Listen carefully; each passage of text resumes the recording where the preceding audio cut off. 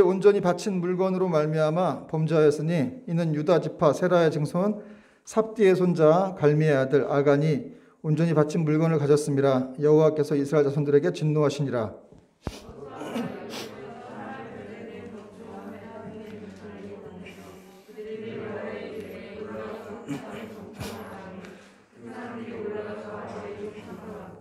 여호수아에게로 돌아와 그에게 이르되 백성을 다 올라가게 하지 말고 2-3천 명만 올라가서 아이를 치게 하소서. 그들은 소수이니 모든 백성을 그리로 보내어 수고롭게 하지 마소서 하므로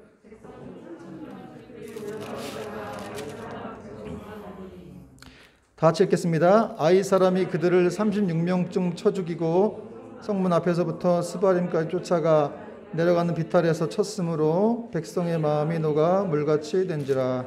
아멘. 우리 다음 교회에 이렇게 많이 모여본 적이 없는 것 같은데, 오늘 설립 예배도 아닌데 이게 많이 오셨어요. 그래서 너무 감사를 드리고, 우리 마스크를 썼지만 우리 옆 사람 이렇게 보면서 눈빛으로 이렇게 좀 인사를 했으면 좋겠습니다. 우리 안녕하세요. 안녕하세요. 인사하겠습니다. 자, 오늘 말씀의 제목은 실패를 딛고 일어서라. 실패를 딛고 일어서라 라는 제목입니다. 우리는 지난 시간을 통해서 이스라엘 백성들이 이 난공불락의 여리고성을 어떻게 무너뜨리는지를 살펴봤습니다. 지난 시간에 이 자리에 없었던 분들은 못 살펴봤겠죠. 어쨌든 우린 살펴봤는데, 그래서 성을 하루에 한 바퀴씩 이렇게 돌았는데 6일 동안 이렇게 돌았어요. 그리고 마지막 7일째에는 7바퀴를 돌았더니 정말 그동안 이렇게 꿈쩍 않던 성이 무너져 내렸습니다. 할렐루야입니다. 정말 역사상 이런 전쟁이 없었죠. 그리고 총이 없었죠. 창칼 한번 쓰지 않고 이긴 그런 전쟁이었습니다. 이런 식으로 전쟁하면 얼마나 좋을까요? 여러분, 우리를 골치 아프게 하는 문제들도 그냥 이렇게 소리만 지르면 없어지면 얼마나 좋을까? 오늘날 전쟁도 너무 무서운데, 사실 북한도 우리가 이렇게 70년 동안 분단하고 있는데, 북한도 이렇게 막 소리만 치면 무너져 버리면 얼마나 이렇게 평화롭게 전쟁이 맞춰지게 될까 하는 생각을 해보았어요. 별의별 묵상을 다 하죠. 네. 여러분, 우리가 하나님의 역사가 이렇다는 것이죠. 이스라엘 백성들이 손 하나 까딱 안 했다는 거죠. 그냥 순종했어요. 돌라고 할 때 돌고, 돌아서 자라 그러면 자고, 또 마지막 주에는 7바퀴 돌라 그러면 돌고, 그렇게 했더니 좀 아무것도 안 했는데 이렇게 여리고성이 무너지는 그 난공불락의 이중벽 이래 있던 성, 아주 큰 성이 무너졌습니다. 자, 6장에서는 그렇게 이제 마지막 성이 무너졌고, 또 하나님이 함께 하심으로 여호수아가 그 명성이 온 땅에 퍼지게 되었다. 이렇게 이제 끝을 맺고 있어요. 근데 이제 오늘 7장에 와서 이렇게 그러나로 이렇게 시작을 하고 있습니다. 오늘 본문의 한글 개역 성경에는 나타나지 않았는데 생략됐어요. 원문과 성경, 영어 성경에는 이제 but으로 시작되고 있습니다. 그러나로 시작하고 있어요. But the Israelite acted unfaithfully. 이렇게 이스라엘 백성들이 이렇게 부정한 방법을 취하게 되었다. 이런 식으로. 1절. 이스라엘 자손들이 온전히 바친 물건으로 말미암아 범죄하였으니 이는 유다 지파 세라의 증손 삽디의 손자 갈미의 아들 아간이 온전히 바친 물건을 가졌습니다. 6장에서 아주 큰 승리였고 아주 완벽한 승리라고 생각했는데 거기에는 흠이 있었습니다. 유다 지파에 속한 아간이라는 사람이 하나님 물건 슬쩍한 거예요. 이렇게 여기 계속해서 이렇게 온전히 바쳐진 물건이다 이런 말이 표현이 나오죠. 이 히브리어로 하렘 이게 우리나라 발음은 잘 없어요. 그러니까 아랍 사람들이 하면 멋있다 그러더라고요. 이렇게 하도 아니고 크도 아니고 하렘 이런 식으로 발음을 한다고 하는데 그런 하렘 하나님께 바쳐진 물건들은 손대면 안 됐어요. 그러니까 사람이나 짐승이나 바쳐진 것들은 다 멸해야 됐고 또 금과 은, 동 이런 귀중한 것들은 여호와의 곳간에 둬야 됐는데 아간이 무슨 생각이었었는지 하여튼 이렇게 슬쩍 했다는 거죠. 근데 하나님이 이렇게 화가 나셨어요. 그래서 진노하셨다 그랬는데 그래서 아간 이렇게 얘기를 하셔야 되는데 그렇게 표현 안 하고 이스라엘 자손들이 범죄했다 이렇게 표현을 했다는 것이죠. 아간 사람이 잘못했는데 왜 이스라엘 자손들이 그렇게 잘못한 것처럼 표현을 했을까요? 그것은 바로 아간 한 사람이 바로 공동체라는 것을 이렇게 표현하신 거고 아간의 죄를 공동체의 죄로 같이 이렇게 여기신 거예요. 여러분, 그러니까 다시 말해서 한 사람이 바로 공동체다. 이런 공식이 성립이 되죠. 여러분, 요즘에 우리는 나는 나고 공동체 공동체다 이렇게 생각을 하는데 사실 그게 아니라는 거예요. 예수 믿는 사람들, 특히 이스라엘 백성들은 이제 언약 공동체였죠. 그리고 이제 운명도 함께 가는 그런 운명 공동체까지 그들은 이렇게 했었는데, 그러니까 이스라엘 백성들이 혼자서 잘못한 일이었지만 연대적인 책임을 져야 했던 그런 운명의 공동체였다는 사실을 성경은 말씀하고 있는데, 그러니까 오늘날도 마찬가지죠. 사실은 신약의 공동체, 신약의 성도들도 한 사람이 아니라 여러분 한 사람 한 사람이 다 공동체와 이렇게 하나라는 것이죠. 그래서 우리는 서로에게 영향을 많이 미쳐요, 사실은. 그래서 우리는 어떻게 보면 한 사람의 죄라든지 뭔가 잘못을 방관하거나 방치하면 안 됩니다. 왜냐하면 한 사람의 죄 때문에 다 무너질 수 있기 때문에 그렇죠. 그래서 서로에게 영향을 굉장히 많이 미쳐요, 생각보다. 요즘 코로나로 우리 안 모이는데 뭐 이렇게 생각할 수도 있는데, 어쨌든 영적인 의미는 그렇다는 거죠.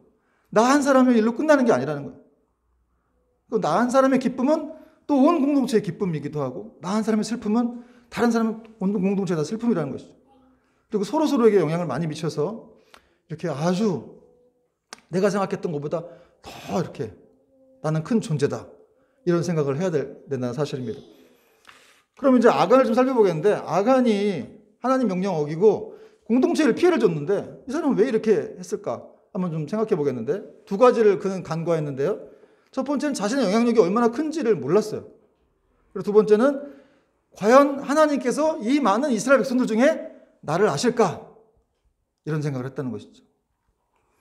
나 한 사람이 범죄한다고 해서 이게 어떻게 되겠어? 이런 생각을 했다는 거예요. 여러분, 이것이 바로 마귀가 늘 우리를 이렇게 시험 들게 하는 방법이기도 한데요. 여러분, 오늘날 세상 사람들이 얼마나 많습니까? 75억 명의 인구가 있죠. 많은 인구가 살고 있는데 하나님은 그 모든 사람들을 다 아실까 모르실까? 아시는 거죠. 아는 정도가 아니라 하나님은 그들의 이름, 성격, 마음, 또 습관, 손가락을 이렇게 하나씩 안 하고 있는데, 그래서 그렇게 모든 것들을 다 속속들이 하나님은 알고 계시죠. 여러분이 지금 이 자리에 오늘 다음 교회를 방문해 주셔서 감사를 드리는데, 이 자리에 이렇게 앉아 있는 것도 알고 계시고, 또 마음속에 무슨 생각을 하고 있는지 저는 모르지만 하나님은 알고 계십니다. 예배 빨리 끝났으면 좋겠다 이런 생각을 하는 사람도 있겠지만 그렇게 안 될 거예요. 어쨌든 무슨 생각을 하는지 하나님 다 알고 계세요. 왜 그렇게 하실 수 있느냐? 성경이 말하기를 하나님은 전지전능하신 분이다. 그리고 자존하신 분이다. 스스로 있는 자라 그러죠. 자존하신다. 그리고 무소부지하시다. 이게 편재성이라고 하는데, 하나님이 자신의 전 존재로 어디나 다 거하는 거예요. 여러분의 마음속에도 그분의 전 존재로 거할 수가 있고, 저 미국 땅에도, 화국 땅에도, 용산구에도 모든 곳에 다, 그러니까 75억 명이 다 기도한다 그러면 다 들으실 수가 있는 거죠. 왜냐하면 하나님 영이시기 때문에 모든 사람들이, 아무리 많은 사람이 기도를 해도 다 들으세요. 그리고 그들을 다 이렇게 한 사람 한 사람 절대적으로 상대할 수가 있어요. 절대적인 사랑을 표현할 수가 있는 것이죠. 나 한 사람, 교회 안에 이렇게 많은 사람 중에 나 한 사람 하나님 이렇게 생각하실까? 나를 사랑하실까? 이런 생각을 할 수가 있지만 하나님이 가능하다는 거예요. 우리 인간의 이성으로는 좀 이렇게 생각이 안 되지만 어쨌든 하나님은 그러신 분이라는 거죠. 그러니까 하나님은 모르시는 게 없고 모든 것들을 다 아시는 분이다. 근데 우리는 가끔 그걸 너무 잘 까먹어요. 그래서 낙심도 하고 또 하나님이 안 보시는 분처럼 이렇게 생각이 돼서 우리가 잘못 행동할 때가 많이 있죠. 근데 오늘 여호수아는 그걸 몰랐어요. 정말 아간이 그런 범죄를 저질렀던 걸 몰랐어요. 1절은 그냥 이렇게 성경이 그냥 우리 독자들에게만 말해준 거예요. 여호수아와 남은 이스라엘 백성들은 몰랐다는 것이죠. 그래서 여호수아는 아이성을 그냥 정탐시켰거든요. 그래서 정탐꾼들을 보내가지고 그들을 동태를 살피게 했어요. 정탐꾼들이 와서 이제 아이성 별거 없어요. 많이 보낼 거 없습니다. 한 2,000명, 3,000명 가면 될 겁니다. 그 내용이 오늘 2절과 3절에 나오는데, 2절에 보니까 여호수아가 여리고에 사람을 보내며 그들에게 말하며 이르되 올라가서 아이를 정탐하라 하며 그 사람들이 올라가서 아이를 정탐하고, 3절은 여러분 읽어보세요. 시작.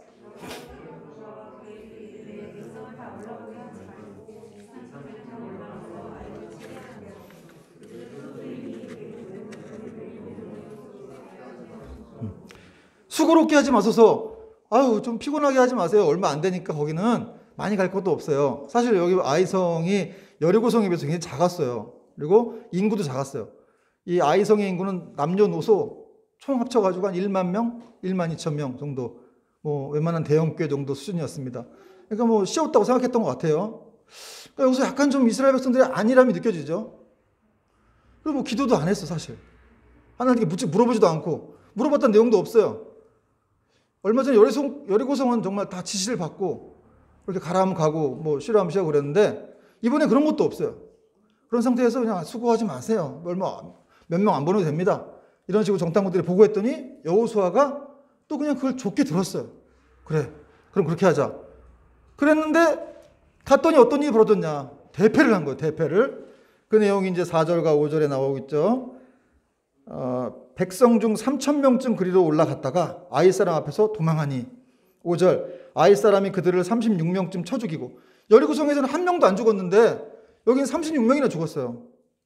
큰 사건이죠. 여러분, 한 명 죽는 게 보통 일입니까? 근데 40명 가까이 죽었다는 건 이건 대단한 사건이죠. 성문 앞에서부터 스바림까지 쫓아가 내려가는 비탈에 쳤으므로 백성의 마음이 녹아 물같이 되었다. 여러분, 백성들의 마음이 녹아서 물같이 됐다 그러는데 원래 이거 누가 이렇게 물같이 됐었어요? 가나안 백성들이 원래 이스라엘 백성들 때문에 마음이 녹아서 물같이 됐었는데 지금 반대로 역전됐어요. 이스라엘 백성들이 가나안 백성들 때문에 너무 두려워가지고 막 사람 죽고 그러니까 두려워가지고 마음이 완전히 녹아버린 거예요. 이 패배로 인해서 이스라엘 백성들은 무슨 생각했을까요? 이제 가나안 전쟁 앞으로 기대 없다. 기대 못할 것 같아. 이제 이거 잘못하면 이방인들한테 다 우리 잡혀 죽는 거 아니야? 이런 생각을 했었겠죠.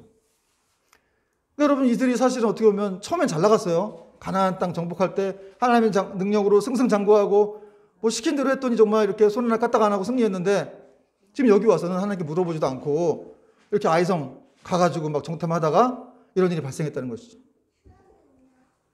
여러분, 여리고 이 여호수아가 어떻게 됐겠어요? 여호수아가 뒷목을 잡고 쓰러진 거예요.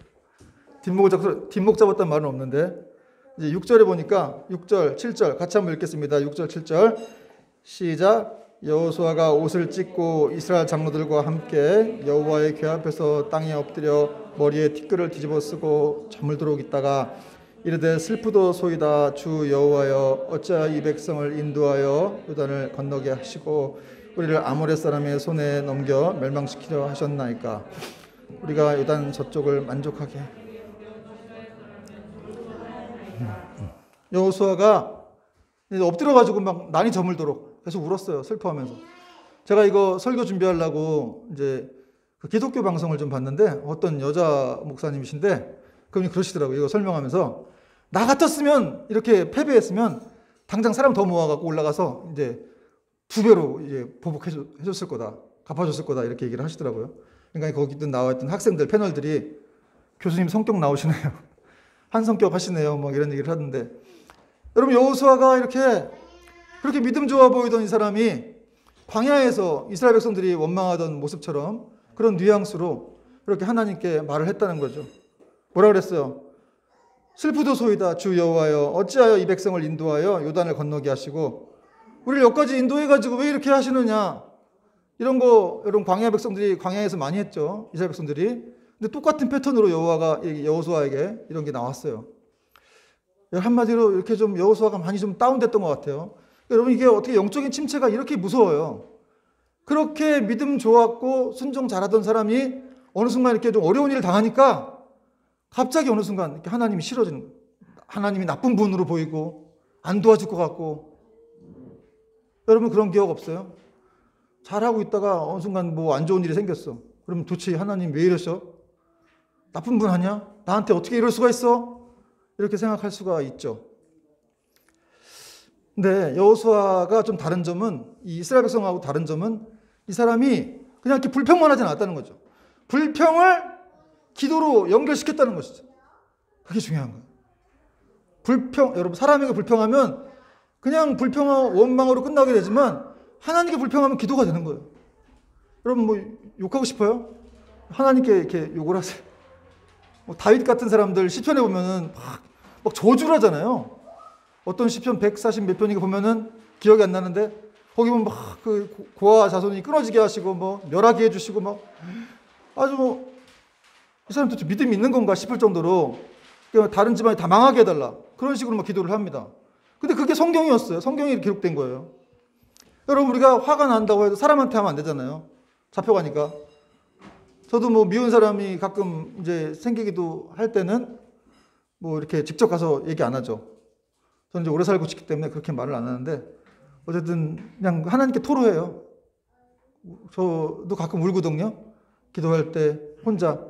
여기서도 기도하면서 많이 운 적도 있고, 왜 우는지 모르겠는데 어쨌든 하나님께서 이렇게 긍휼히 여겨주세요, 불쌍히 여겨주세요, 또 그런 마음으로 이렇게 기도하다 보면은 제 마음에 이렇게 평안이 임하고, 또 하나님이 내가 너를 사랑한다, 내가 너와 함께한다, 너 왜 두려워하냐, 네가 정말 두려워하는 게 뭐냐, 이런 말씀을 저한테 주신 것 같더라고요.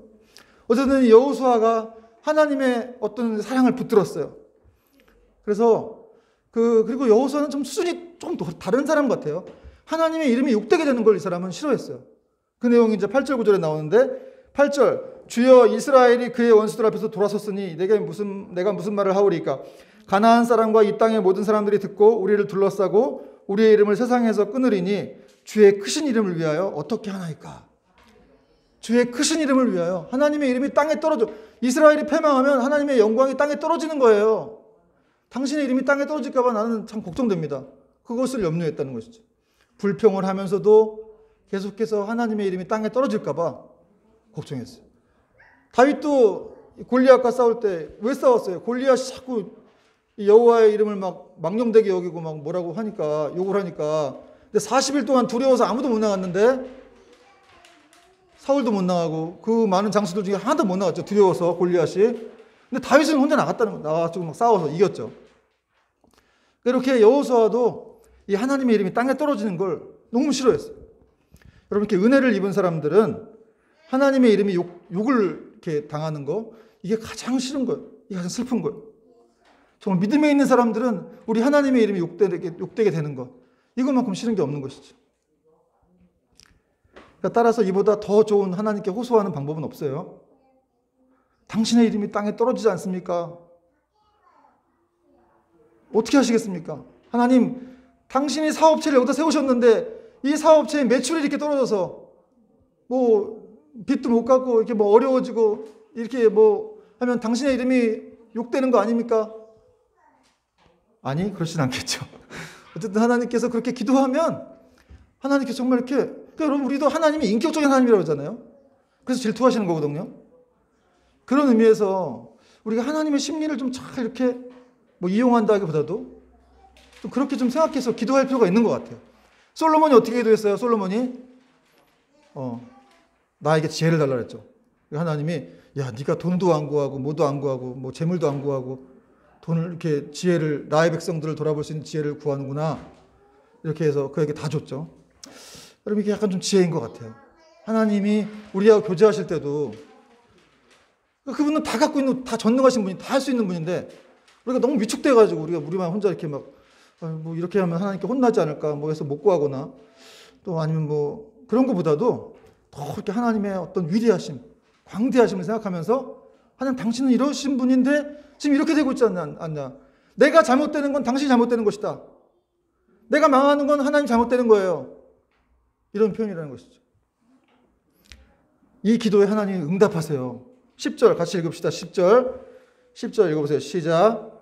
여호와께서 여호수아에게 이르시되 일어나라, 어찌 이렇게 엎드렸느냐. 이게 무슨 말이에요? 그만 일어나. 그 정도 문제 가지고 이렇게 누워있으면 어떡해. 6절에 보니까 날이 저물도록 여호수아가 슬퍼했어요. 그러니까 그거 하나님 기뻐하시지 않는다는 거예요. 여러분, 하나님이 정말 싫어하는 건 우리가 패배하는 것보다 우리가 계속해서 패배의식을 갖는 거예요. 계속해서 나는 좌절해서 나는 안 돼. 응? 난 이런 절망 속에서 나는 계속 살아가게 될 거야. 앞으로 내 인생은 아무것도 없을 거야. 이렇게 생각하는 걸 정말 싫어하신다는 거죠. 그럼 부모에게 자녀가 그렇게 생각한다면 얼마나 부모가 가슴 아프겠어요. 부모는 다 그 자녀들을 위해서 뭔가 이렇게 준비를 해놓고 있는데, 자녀는 맨날 내 인생은 뭐 아무것도 없을 거야. 우리 집 가난하니까 앞으로 계속 가난할 거야. 이렇게 생각하게 되면은 부모가 얼마나 마음이 아프겠냐고요.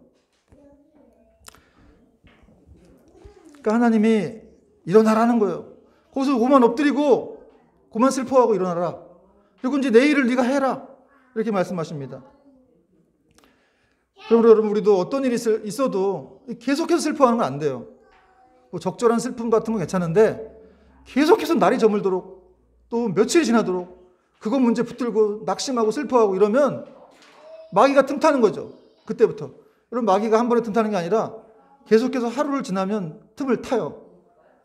그러니까 기독교인은 사실 장례식장 가도, 저는 장례식장 가면 그 기독교인들의 어떤 장례를 보게 되면 정말 충만한 사람들의 이 장례는 안 슬퍼해요.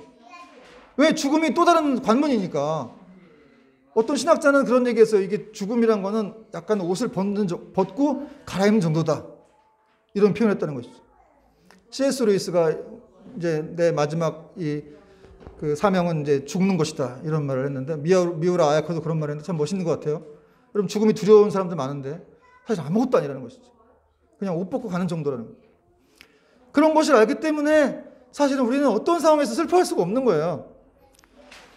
자, 이제 하나님께서 이렇게 여호수아에게 이제 방법을 알려주시죠. 그리고 네가 이제 열심히 해서 그 나머지 일들을 마무리해라. 이런 말씀을 하시는데, 11절에 이렇게 말씀하셨어요.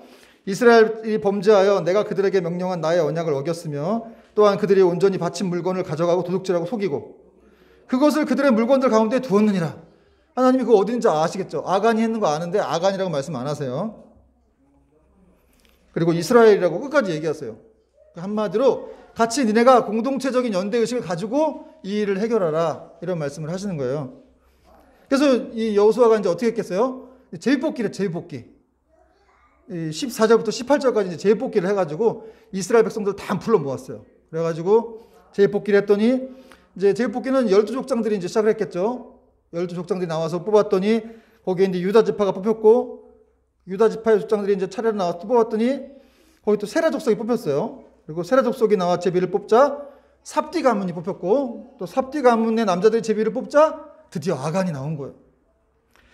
근데 여러분, 사실 제비 뽑기가 이게 성경적인 방법이긴 한데 어떻게 보면 좀 잔인한 것 같아요. 그죠? 그 제비 뽑는 동안 그 200만이라는 이스라엘 백성들이 얼마나 마음을 괴롭겠어요. 그죠? 혹시 우리 집은 아니겠지? 나는 아니겠지? 쟤일까? 우리 아버지면 안 되는데? 이런 마음을 계속 갖게 된 거예요. 그러면서 한 사람이 이제 결정토하러 나오게 된 거죠. 근데 여러분, 이렇게 하나님이 이렇게 하라고 하신 이유가 있어요. 사실은 연대 책임, 공동체가 함께 이 짐을 짊어지라는 거예요. 너희가 같이 긴장을 받아가면서 압박 가운데에서 이런 문제를 골몰이 생각해봐라. 이건 아간의 문제만이 아니야. 이런 얘기를 하시는 겁니다. 그리고 또 하나 중요한 이유. 이렇게 제비뽑기 하시는 이유는 뭘까요? 아간에게 기회를 주시는 거예요. 결국 하나님의 초점은 여기 있습니다. 한 영혼. 아간에게 끝까지 기회를 주시는 거예요. 그가 이제 제비뽑기 다 끝나기 전까지 나오기를 바라시는 것이죠. 근데 여러분, 문제는 뭐였냐면 아간이 안 나갔어요. 끝까지. 제비가 끝날 때까지 안 나갑니다. 그래서 우리는 이 사람들의 심리를 알 수가 있어요. 끝까지 자기 죄는 숨길 수 있다라고 생각하는 그 사람들의 심리를 볼 수가 있습니다. 그러니까 오늘날까지, 이게 몇천 년 전 일인데, 그러니까 오늘날까지 사람들이 범죄를 하는 거예요. 내 죄는 숨길 수가 있다고 생각하는 것이죠. 하나님이 보고 있는데, 사람은 안 볼지 몰라도 하나님이 보고 있는데 자기 죄를 숨길 수 있다고 생각한 것이죠. 근데 저는 어떻게 좀 묵상하다 보니까 정말 200만 백성 중에 아간밖에 없었을까? 이런 생각을 또 해봤어요. 아니, 거기 여리고성 다 이렇게 패망하는 사이에 귀중품이 얼마나 많은데 그 중에 이렇게 뭐 하나 이렇게 저 같아도 이렇게 가서 뭐 정말 제가 마음에 드는 거 하나 있으면 이렇게 하나씩 이렇게 쓱, 죄송해요. 저는 원래 좀 이렇게 날라리 목사라서 좀 이렇게 좀 쓱 뭐 갖고 싶은 그런 마음도 있을 것 같기도 한데 제가 좋아하는 축구공이라든지 뭐 유명한 사람들의 어떤 뭐 이런 게 있으면 하나 쓱 하고 싶은 마음도 있어. 그러니까 성경이 한 사람이라고 하니까 그렇게 믿어야 되겠죠. 근데 아마 유혹받은 사람은 굉장히 많았을 것 같아요. 200만이에요, 200만. 그 중에 한 명이었다. 이건 이스라엘 백성 수준이 엄청난 거예요, 사실은. 그렇죠? 그 광야 생활을 하면서 엄청나게 연단을 받은 거예요. 그러니까 훈련이 이렇게 무섭습니다. 광야에서 제자 훈련 열심히 받은 거예요. 그랬더니 이 사람들이 이렇게 된 거죠. 아무튼 중요한 거는 아간이 끝끝내 안 나가고 그 가족들도 알았을까요? 몰랐을까요? 나중에 함께 이렇게 돌로 이렇게 침을 받게 되는데, 그러니까 그 가족들도 알았다는 뜻이에요. 연대 책임을 갖게 된 것이죠. 근데 가족들도 아빠 자수해요. 가서 좀 잘못했다고 빌어봐요. 이렇게 얘기 안 했다는 것이죠. 그런 권면도 없었어요. 만약에 아간이 제비뽑기 끝나기 전에 아이고 제가 잘못했습니다. 하나님 제가 정말 죄인입니다. 용서해 주세요. 이랬으면 하나님이 용서해 주셨을 거라 저는 확신합니다. 왜냐하면은 이스라엘의 역사상 가장 악한 왕이었던 아합 왕이 회개했을 때도 하나님이 그 사람의 죄를 그때 이렇게 해결하지 않았어요. 그 다음 때 해결했죠. 엘리야에게 뭐라 하셨냐면, 야, 네가 지금 아합이 나한테 회개하는 거 보냐? 봐봐, 얘가 지금 나한테 제 옷을 뒤집어쓰고 회개하고 있어. 그 악한 놈이, 죄송해요, 악한 놈이라 그랬어. 걔가 나한테 회개하고 있어. 사실 엘리야한테 자랑을 한 거예요. 우리 하나님은 정말 너무 대단하신 분인 것 같고 너무 사랑이 넘치시는 분인 것 같고, 어떤 죄인도 그렇게 아합보다 악한 왕이 없는데 그런 왕이 회개할 때도 그냥 그렇게 기특하다 이렇게 하고 그대의 심판을 면하고 그 다음 때로 넘겼다는 거죠. 그리고 이제 아간이 범인을 밝혀지자 여호수아가 안타까운 마음으로 그를 책망합니다. 자, 19절 말씀 같이 한번 읽겠습니다. 19절 시작. 그러므로 여호수아가 아간에게 이르되 내 아들아 청하노니 이스라엘의 하나님 여호와께 영광을 돌려 그 앞에 자복하고 네가 행한 일을 내게 알게 하라. 그 일을 내게 숨기지 말라. 여러분, 여호수아가 야 이 도둑놈아, 이 반역자야, 네가 어떻게 그럴 수 했어? 이렇게 안 했죠. 뭐라 그랬어요? 아들아, 내 아들아 청하노니, 부탁한다 그랬어요. 뭘 끌고 와갖고 자백하고 뭐 고문시키고 막 위협해가지고 너 말 안 해? 이런 게 아니라, 그러니까 여호수아가 아간을 사랑했다는 것이죠. 그리고 여호수아가 바란 것은 아간의 고백이었어요. 똑바로 얘기해줘. 여러분, 이것이 내 아들아, 바로 이것이 죄인들을 향한 하나님의 심정이라는 것을 성경은 말씀하고 있습니다. 아무리 극한 죄인이라 할지라도 하나님은 아들이라고 여기시는 거예요. 내 아들아, 내가 너를 사랑한다. 나한테 진실로 얘기할 수 없겠니? 여러분, 우리는 주는 미쁘시고 오로사 우리가 죄를 자백할 때 그는 우리의 모든 죄를 용서하신다고 성경은 또 말씀하고 있죠. 예수님께서 십자가에 대신 죽으셨기 때문에 우리의 과거, 현재, 미래의 죄까지 다 용서하신 거예요. 그래서 회개가 있는 거예요. 회개. 기독교에만 회개가 있는 거죠. 그러니까 이 회개라고 하는 건 놀라운 것이죠. 정말 기쁨이고, 이 회개의 깊이는 우리 영성의 깊이일 수 있는 건데 정말 하나님과 더 깊이 나아가는 그런 방법이라는 것이죠. 그렇게 아간이 회개하고 자기가 어떻게 했는지를 죄를 고하는데, 그 내용이 이제 20절과 21절에 나오는데, 아간이 여호수아에게 대답하여 이르되 참으로 나는 이스라엘 하나님 여호와께 범죄하여 이러이러하게 행하였나이다. 내가 노력한 물건 중에 시날산의 아름다운 외투 한 벌. 아간이 뭘 가져갔어요? 뭘 슬쩍 했어요? 시날산의 아름다운 외투 한 벌. 이게 이제 시날산이 바벨론이라는 뜻인데, 이 바벨론산의 명품 외투, 명품, 자기 아내 주려고 그랬나? 명품을 이렇게 보다가 이제 슬쩍 했어요. 그리고 또 은 200세겔과 그 무게가 50세겔 되는 금덩이 하나를 보고 탐내어 가졌나이다. 아간이 이 명품 외투 한 벌 슬쩍 했고, 그 다음에 은 200세겔과 금 50세겔을 가져갔어요. 한번 이렇게 명품을 가져다 보니까 그 다음에 계속 이어지게 되죠. 범죄가 이렇게. 죄가 이어지게 되는 거거든요. 아마 이 외투를 보면서 이런 생각했겠죠. 야, 이게 도대체 이게 얼만데 이걸 여기다 버려두면 안 되겠지. 이걸 불태우면 안 되지. 내가 이거 한 벌 주스면 동창회도 갈 수 있고, 이거 입고 내가 어디 뭐 교회도 갈 수 있고, 이걸 어떻게 불태워? 그럼 그가 불에서 건졌다고 할 수가 있을까요? 그런 거 아니겠죠. 그럼에도 계속해서 그가 어떤 논리를 펴면서 이런 명품 외투를 가져가게 되고, 또 은 200세겔과 당시 이 노예 한 명이 은 30세겔이었어요. 그러니까 노예가 7명 정도 되는 사람들의 가격이었죠. 은 200세겔. 금 50세겔은 뭐 더 크겠죠. 그런 것들을 이제 슬쩍해서 자기 장막에다가 밑에 이렇게 깔아놓은 거예요. 장막 밑에다가. 가족들이 알았겠어요? 몰랐겠어요? 당신 이거 어디서 갖고 왔어? 부인이 얘기했겠죠. 이렇게 많은 거를 조그만 건 다이아몬드 조그만 건 감출 수 있겠지만 그 많은 분량은 감출 수가 없어요. 집안이 다 알았다고 볼 수가 있는 것이죠. 그리고 아간이 이렇게 하게 된 이유는 마치 그가 하와의 이런 일과 비슷했는데, 하와가 금지된 선악과를 이렇게 어떻게 따먹게 됐어요? 보암직도 하고 모함직도 했다. 탐스럽게 보았다는 것이죠. 그리고 이제 원문에 보면 아주 끝까지 계속 쳐다봤다는 내용이 나와요. 여러분 끝까지 쳐다보면 안 돼요. 그럼 범죄에 빠질 수밖에 유혹에 빠질 수밖에 없는 거예요. 끝까지 보지 말고 어떤 거 딱 있으면 안 된다고 싶으면 눈을 딱 이렇게 돌이키는 것이죠. 근데 하와가 그걸 끝까지 봤어요. 그리고 결국 따먹게 됐는데 진짜 그런 것 같다. 뭐 아기가 옆에서 속이기도 했죠.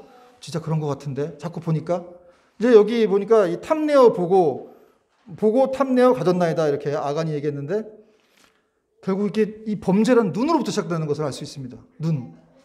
우리가 결국 눈으로 뭔가를 보게 되고 거기서부터 이제 잘못된 일들이 시작을 하게 되는데 아간도 그렇게 계속 봤다는 것이죠. 보고 이거 괜찮은데 해서 이렇게 가져가게 됐다는 거예요. 그러면 우리가 꼭 기억해야 될 것은 뭐냐? 이 눈에 보이는 대로 행하면 항상 마음의 고통을 받게 된다는 사실입니다.